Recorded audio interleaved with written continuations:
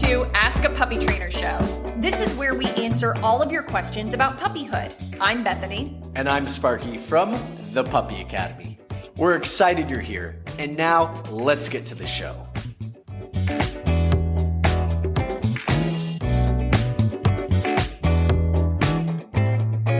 Welcome, everyone, to Ask a Puppy Trainer Show with Bethany, Sparky, and...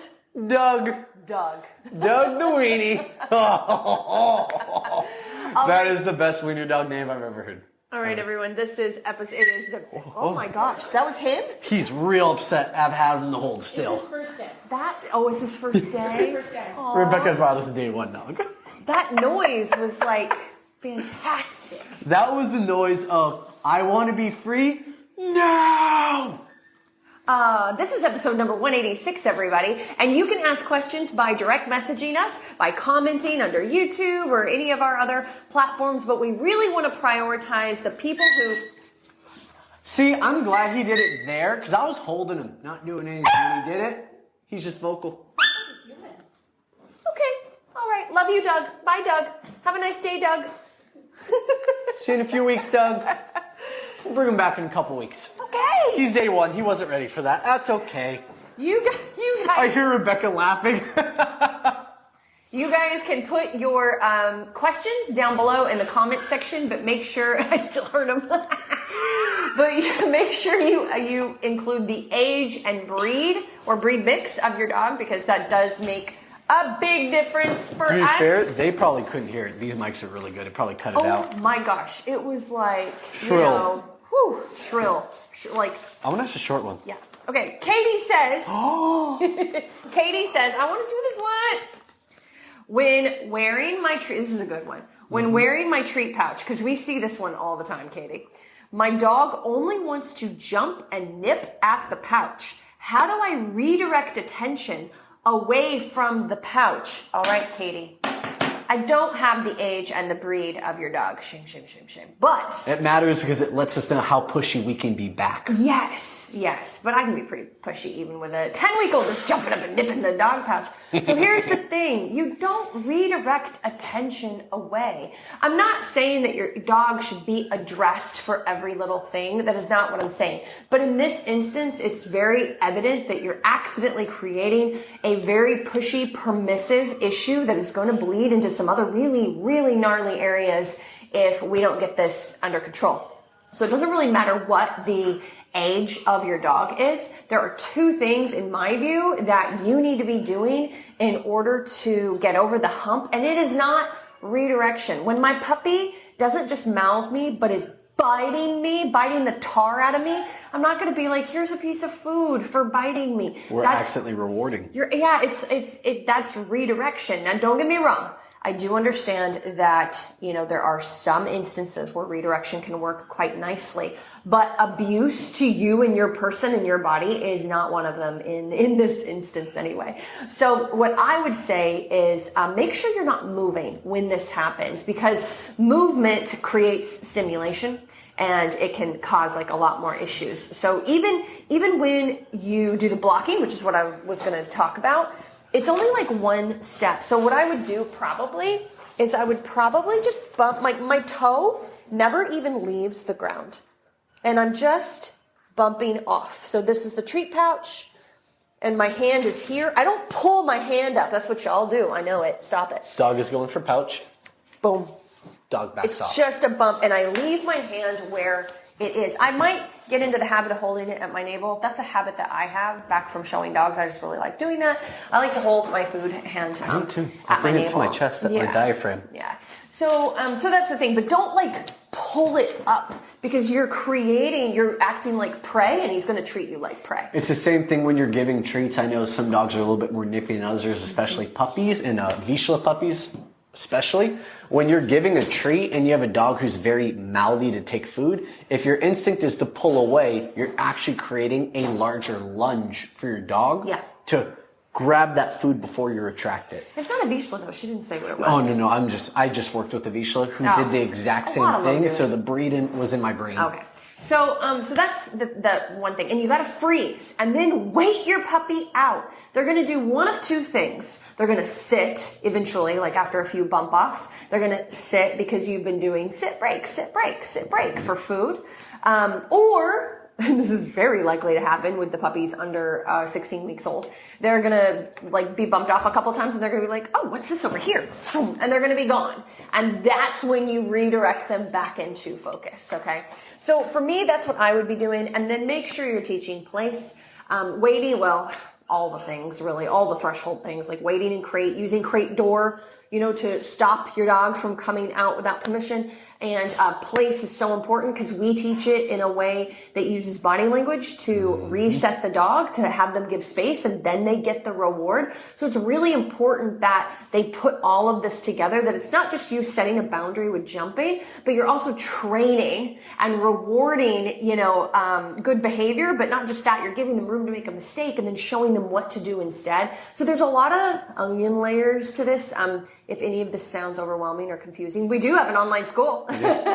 Training is cumulative. That's how you have to think about it. That you could go and check out. It's on thepuppyacademy.com. You just click the online section and we go over all of this stuff and more. But that kind of gives you like a little tidbit. Would you like to add anything to it?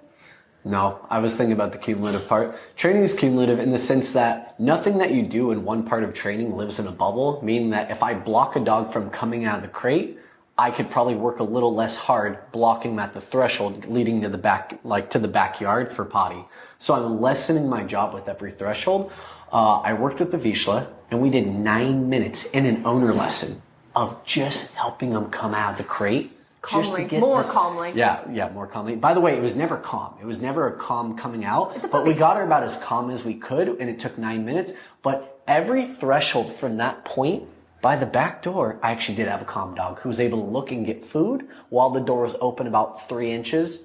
Not a huge amount, but 3 inches was a lot compared to what we were getting before. Yeah. And that's an improvement. So I rewarded improvement, and then I got my dog out for potty. But every day I do that, I'm not going to expect more. I'm going to work to get more. Expectation is the killer of dog training. Working towards it is how you build it. Yep. But you just got to be patient. I'll bump a dog off 6, 7, a puppy. Not an adult dog. An adult dog, there are ways where I would have it happen much faster because I wouldn't want to create the habit. But with a puppy, I can do it 6 times. Then the puppy will just finally be like, oh, well, what do I do then? I'll just stand here. Good. Sit. Food. And then ignore again. They jump up to the food pouch. Repeat, repeat, repeat. Then they just stand there.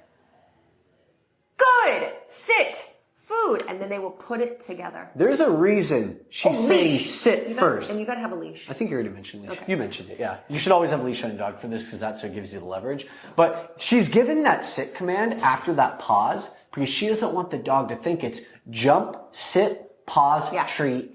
Oh, jump and sit gets food. No, it's the jump, off, pause, then sit. The brain has switched gears going into that sit, and it goes to more tuned in and focused once you've given the command. But you have to have a work mode to build this as well. It's important. See, that this is the whole issue with redirection versus, addressing certain things is that when you're all, redirection is really important sometimes. I see a dog, I redirect. I see a dog, I redirect with a puppy. But in this instance, it's like if you rob them of the chance to make a mistake, they're never going to learn what it is you're wanting them to do. Ooh, okay. I like that. All right, we got to go. You're going to just skip right over I that? know. Okay, so if you rob them of the chance to get a mistake. This is gold. You rob them of the chance to make a mistake, they're never going to learn what you're actually wanting out of them. What was the good, what was the bad, all of that. You want a dog to jump. You want a dog to nip. You want a dog to bite so you can show them the alternative and then start rewarding that alternative to create an understanding of why they don't need to jump to demand attention. They can wait and ask for it with a calm sit. Yeah. All right, you've got some questions on yours. Why don't you? No, I mean, you don't have TikTok open. We've only done one. I have it open. I don't have it open. Oh, TikTok. my It's gosh. like a 3-parter. All right, TikTok, we're going to get to you in just a second. What treats do you recommend for small puppy training? I like to use the dog's kibble for really young puppies. Soak it with a little bit of water and broth until it's a little spongy. It takes like 5-10 minutes. Or preferably I wouldn't use, kibble to feed in general. And so even if you're doing like a raw food type diet or a wet people food diet, just wear gloves and that's what you're using. You're using handfuls of that. That can be a pain in the butt though. I touched my mic. My personal go-to is Ziwi, ZIWI, or that's his favorite. My actual favorite is called Real Meat. It's a dog food. They have treats too, but you can just buy the dog food and break that up into pieces and use that. That's what I like. I didn't know that. I didn't know they had dog food. Real Meat is dog food. Yeah. Do real meat over Ziwis. Yeah. The Ziwis sometimes isn't as flavorful and it gets a little bit harder. Yeah. And I know the treats for real meat is really, really high quality. I would do their food as well, but as a substitute for their treats. Okay. You got yours up? Your 3-parter? I do, but none of the ones that you wanted me to pull That's up. That's because you joined late. It's because he joined late, because he didn't do what he was supposed to do. Oh! Call it out. Yes. Yeah. Hi guys, we have a 4-month-old doodle. He has been amazing at playpen training and has been sleeping. Hold on. And can now get out at night. He's been getting upstairs at 3-4 a.m. and we're waiting for the new pen to arrive. How would you recommend we retrain with playpen, as I know he will cry at night now? Crate. Say it again. Sound like crate. Crate. I missed the first part of that. Crate. The answer is crate. I know. Okay, crate. Just do it. I mean, you would retrain playpen the same way you would train crate. So yeah, I would go with crate though. Do it. And Just do it. why are you such an advocate for crate over playpen? She wants me to explain myself. Of course we're going to get the why. I mean, there's so many reasons, but the easiest one is that it's easier. It's good for the dog. Your dog is going to need to be crated at multiple points throughout their life, so why keep them stressed? They need to learn how to be alone safely so they don't get their head in a chip bag and suffocate and get into your trash. They need to see you as someone who gives freedom and fun, and so it can give leverage for training. They need to learn how to hold their pee. Crate is the best thing to do that. You even threw in the chip bag. Yeah. Because it's a real thing that happens. It is. It absolutely is. You're not wrong. You're not wrong. I just think you'd say it. And why don't you like playpen?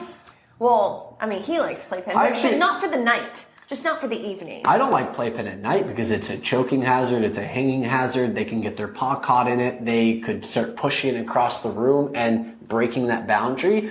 Playpen, we're not a huge fan of for dogs that are able to get over it or on top of it, because they start learning how to push boundaries. Or they just figure out how, trying to.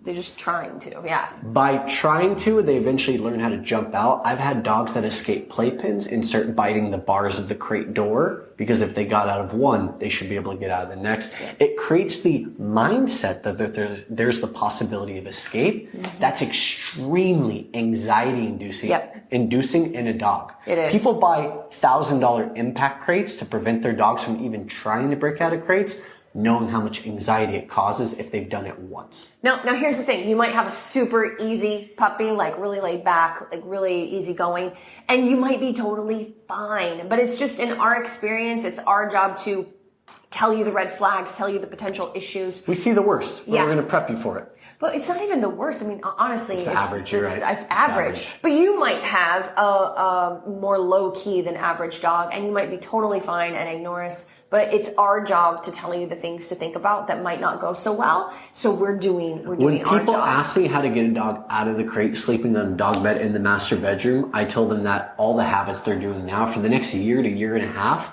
of having them in the crate, teaching them how to settle, having them learn how to lay in bed for 6 to 8 hours while you guys are sleeping. When you eventually have a really strong place command, that's when you start being able to start deviate from crate to place. But that doesn't happen until like the 2-year mark.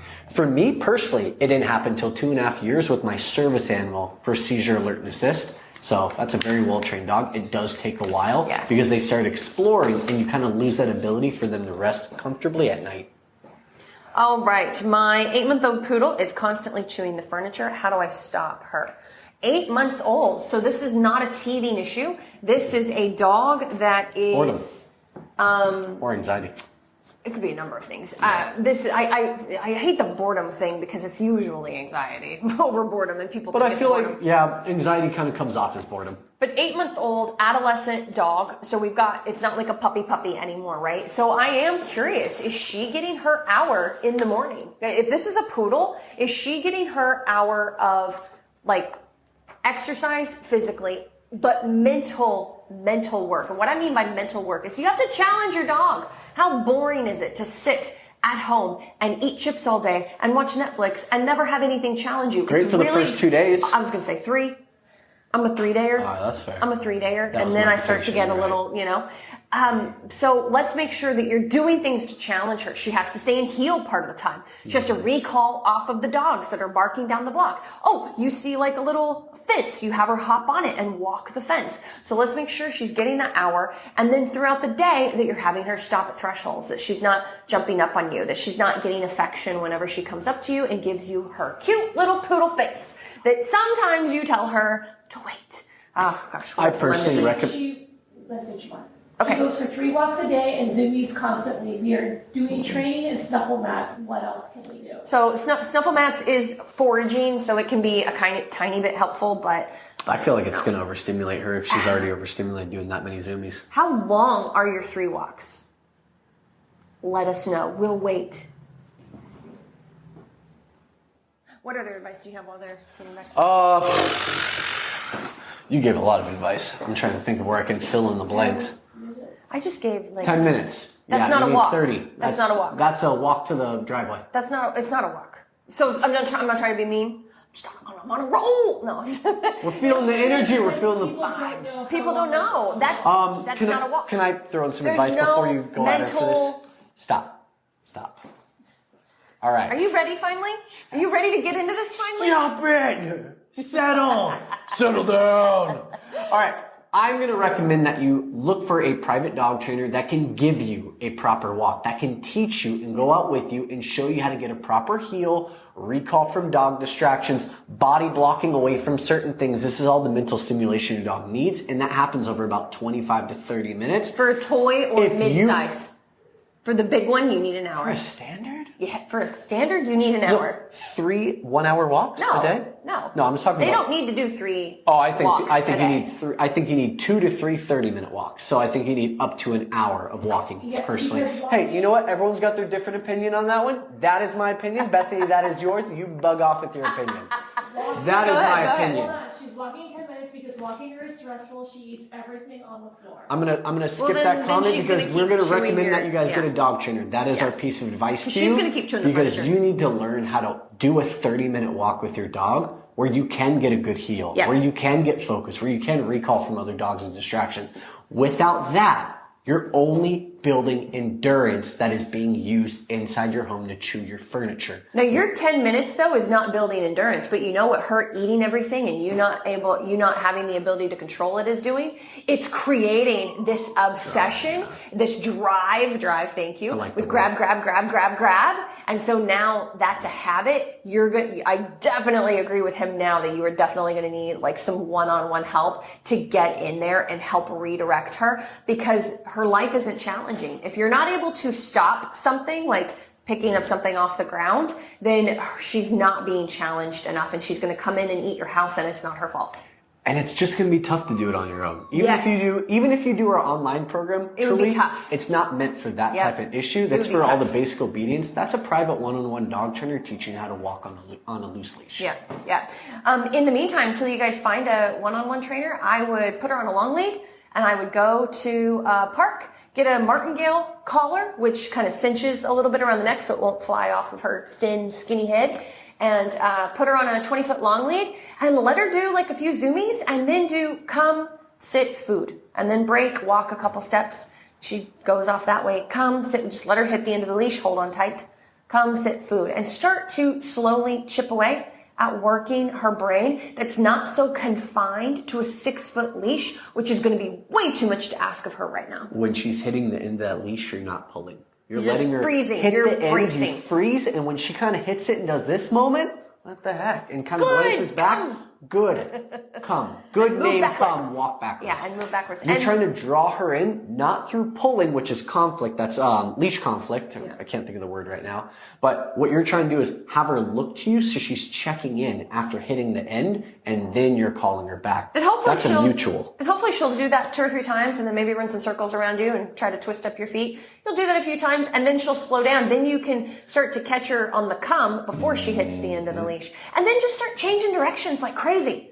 just switch directions in the park, keep in straight lines, and just do a star figure and just start switching directions like crazy. Once she kind of comes down a little bit, go on a day where there's not a lot going on. That's so important for your next 12 visits to the park. It's on like a Monday afternoon if possible. And if you do want to work on some more stuff, go on some YouTube videos, look up balanced training for basic training, put your dog on a 6-foot leash and practice in the house on that stuff. So that's what I would start to do right away before. Start with fast pace for the movement and then slow her down a little bit. Yeah. That's going to work through some of the energy and it's going to feel less crazy that way. Can you guys answer this one? Going through the puppy blues. Help! I have 2 husky puppies, 11 weeks old. Rehome one of them? We're just talking about the puppy blues. 'Cause a lot of The people puppy go blues, you're not going through puppy blues, you're going through littermate syndrome. Yeah, you're not going That's through not puppy blues. I would strongly consider rehoming one of them. By the way, And I don't you're mean going to have that. to break that down in And more I don't- detail. She's I not am. joking. I She's am. not kidding. No. She means that in every way. And that is to help you. And Yeah, relax. it's really, it's not meant meanly at all, or that like you can't hack it. Trainers don't get litter mates unless I would never do it. unless they're like going to keep them separate because they're showing and potentially going to breed them, and then they're kept separate, trained separate. They spend very little time together. So this is very different lifestyle. And don't get me wrong. Yes, I've met people that have kept, like they have a mom and they kept like a daughter, but it's very hard. But it's also completely different though, because they're at 2 different ages. Yep. When they're at the same age, you have 2 puppies. Yeah, so not hard. an adult dog and a baby. Yeah. Usually people who do that, like they're in Alaska and they're actually going to take those 2 puppies and they're training them as sled dogs and they're staying outside. So it's very, well, once they reach a certain age, they stay outside. And so my point is just that if you don't have working dogs in some capacity, I just wouldn't do that to yourself. I'd never do it to myself. It's incredibly challenging and unrealistic for most people to have a high quality of life with 2 husky. Yeah. So now we've told you not to do it, but now let's tell you what to do if you do decide to keep them. If you do decide to keep them, they live separate lives. Yep. Their crates are in 2 separate ends of the houses. I stagger their free time. So one goes in for an hour and a half, when the other one's coming out for 30 minutes. When the other one's going in for an hour and a half, the other one's coming out for 30 minutes, and they're completely separated from each other. And if they do play together, it's very seldom. It's like probably once or twice a week. I'm a little more lenient than that, but Would you? Would you be more lenient? Would you do it a day? I would, because I know how to stop a lot of the bad stuff. You're a professional dog trainer who's been doing it for 18 years. But wait.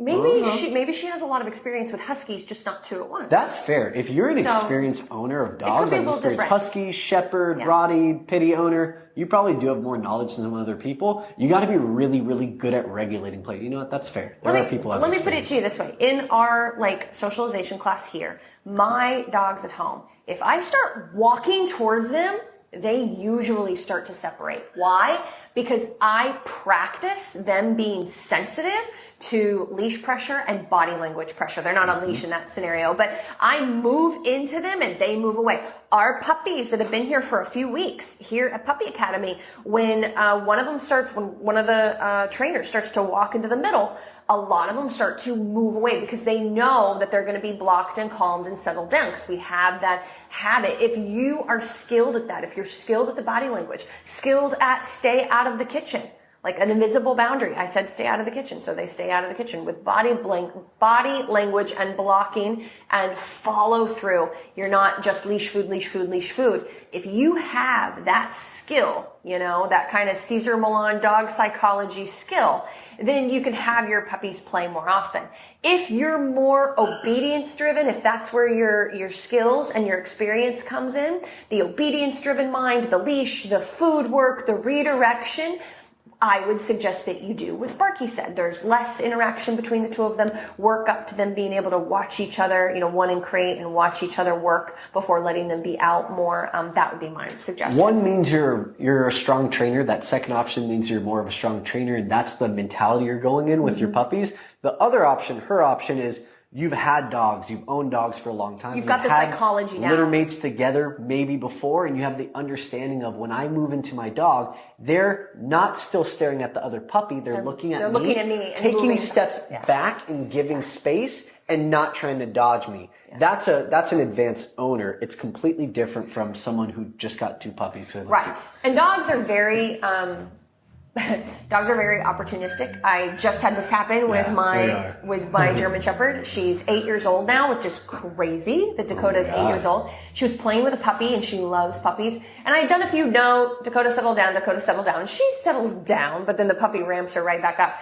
I probably did that 4 times, and I was like, man, I gotta go into the yard. And she's 8 years old, and I still gotta go into the yard. I mean, I take one step into the grass, and she's like, we're good. I'm perfect. I don't know what you're talking about. My point is, they're visual. They learn She had visually. to back her words up with her body. But that's because they learn visually, and a lot of us are, we're like that too. They learn based off body language. So never forget that, is that it doesn't matter if they're 5 months old or 5 years old. Whenever they are struggling with something, they need you to be that physical presence, that leader, that whatever. Okay, anyway, I could go on and on about that. Hey, I got a question over here.